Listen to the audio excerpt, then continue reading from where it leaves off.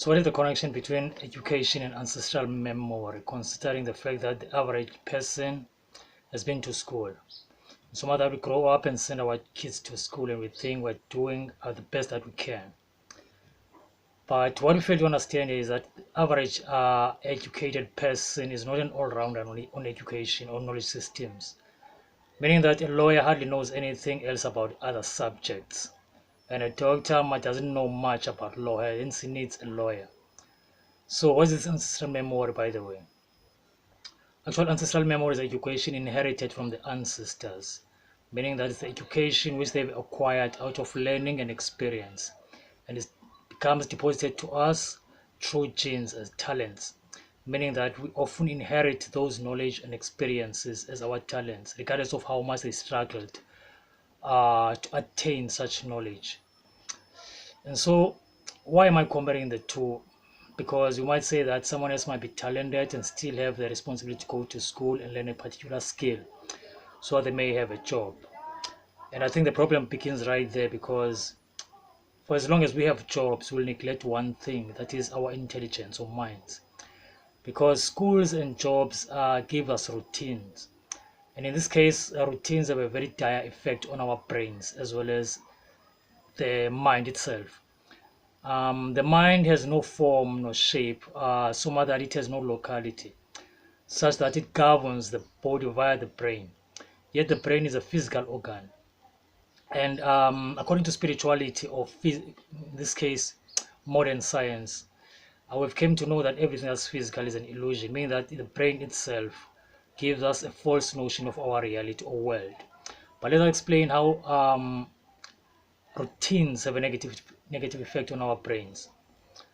Someone might say take a plain field of grass and create a foot path in there by walking on the same route on a daily basis. Ultimately, you'll create a footpath, and if you don't change that route, that footpath will turn into a valley, so much that that valley might become dangerous for you, so much that when it has rained, you won't be able to walk on that path because you will have so much water that will dam on the area. So this is what happens to our brains, because the beauty is that when it happens on the outside, you can actually see the negative effects and you can actually change the routine.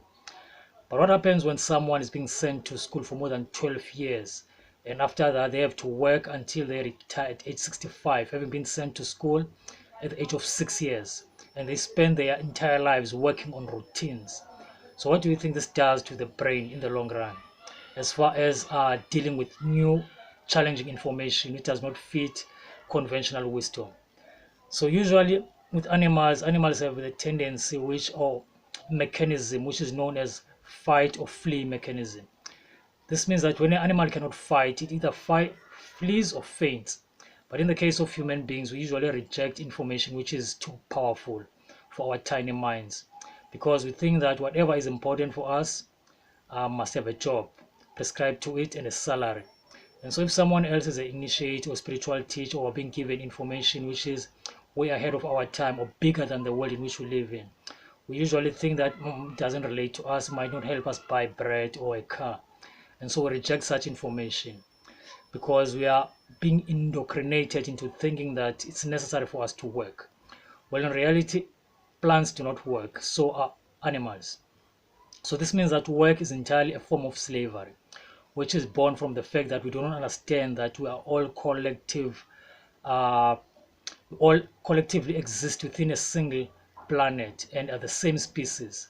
Given that we were to understand the fact that the importance of ancestral memory, which will help us respect tradition and those who came before us, would thus create cultures which would allow us to engage in activities whose benefits will be everlasting and even inherited by future generations, rather than the current system whereby if in one generation you'll have a gramophone, the next thing you'll have an LP, and then you'll have a CD, next thing you'll have a USB, and all this in just one lifetime. This is due to our capitalist system, which must create faulty goods because it seeks to make profit out of every situation, and therefore it wastes resources as well as human beings. And therefore, everything that's created within the monetary system must not last for a lifetime because it must not be inherited. Whereas in a normal society, we'll eventually free ourselves from work and have everything that we'll ever need. For instance, we live in a world whereby we are forced or brainwashed to buy food, health, education, as well as security in the form of police, military, etc. But in reality, none of this is sustainable because it's a mental slave mechanism. And so the more we fail to invest in sustainable works as well as products and societies, the more we trap future generations into slavery. In the same manner that our ancestors were slaves, and yet we've inherited a damn thing that they produced or worked for. So much that our forefathers were also workers, but we are also workers. There is no end in sight for this mental or slavery routine. This is due to the fact that we do not understand how systems work, or we live in a world that prioritizes materialism rather than the mind itself. And so that's the main difference between ancestral memory and education. Ancestral memory honors tradition. Every generation is supposed to build on the shoulders of the previous generation. Suppose we were to open our further DNA strands, and currently we have only 2 active DNA strands, and say that in this lifetime and generation we were to engage on powerful knowledge systems as well as to eradicate inequality, scarcity, or change the system as it is, so much that it frees us from excessive labor in order for us to develop our minds as well as relationships. The more we do that, the better we'll be able to open further DNA strands. And with this will come new talents and new possibilities, meaning that those kids will be inherited or born out of these circumstances.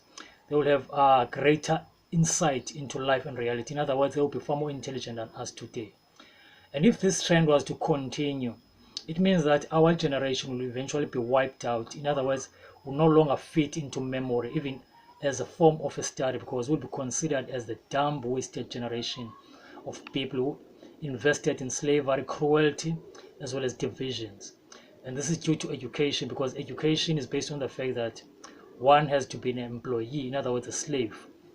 And in the slavery, the priority is money rather than goodwill or sustainable development and change.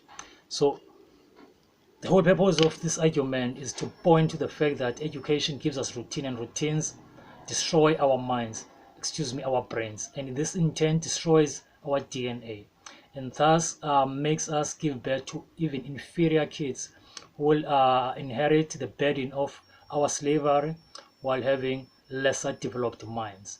So to say the least, we live in a vicious cycle of evil, where every generation is used to trap the next one. Whereas with ancestral memory, we'll eventually be able to track back as to, in other words, being able to enter into our genes, or the wisdom of ancestors into our genes. We'll be able to travel back in time and send and trace back everything that has ever occurred and learn every skill that has ever been known without even having to move or go to school. Even science can tell you that if you were to stretch a DNA or retrieve all the information on your DNA, it would fit about 28 universities with libraries full of books, meaning that the current education is much more a waste of time, because the knowledge that's on our DNA is enough to help everyone know everything they could ever imagine or seek to learn and acquire. And that's the main difference between the two. One is based on slavery, whereas the other one is based on knowledge of self as well as respect for life and tradition.